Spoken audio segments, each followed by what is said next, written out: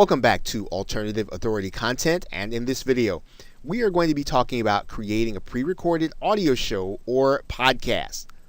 Now, one way to create audio content is to create a podcast show. And when you think about a show, we're thinking about it in the very same way as you might be thinking about your favorite television show or your favorite radio program that comes on at a specific time, at a specific point during the week or during the day.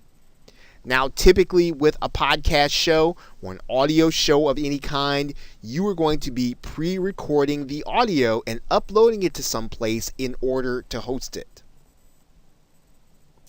Now, to increase the amount of exposure that you're going to get to your show, you want to make sure that your show appears in iTunes. This is probably one of the largest or the largest repository of audio content in the form of a podcast. Now, this is done easily with some of the more popular audio hosting repositories, and we'll talk about that here in a minute. Let's take a look at iTunes for a second. And you can see here that if we just did a simple search and looked for iTunes podcast for weight loss, right, you'll see a number of results. You'll even see here that as of December 2014, there was a listing of the 19 best health and fitness podcasts of all time. So you can see here, iTunes is a very popular place for people to be able to put their podcast, again, for them to get the exposure to their brand and to whatever it is that they have to offer.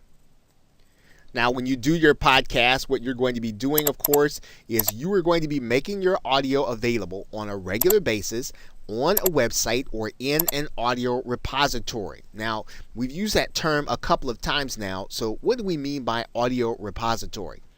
Well, one place that you might have even frequented or you might have even seen already is called SoundCloud. And while there are a number of musicians that use SoundCloud, it's for more than musicians. As an entrepreneur, you can use SoundCloud in order to create audio content.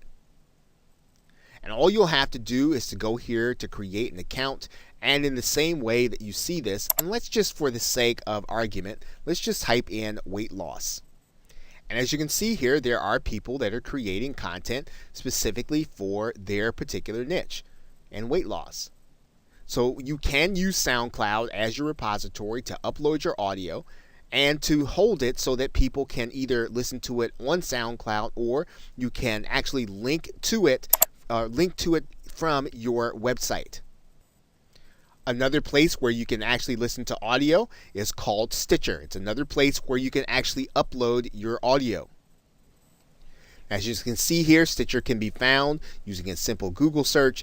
You can then go into Stitcher, and you can actually sign up as a content provider, which is what Stitcher calls their partners.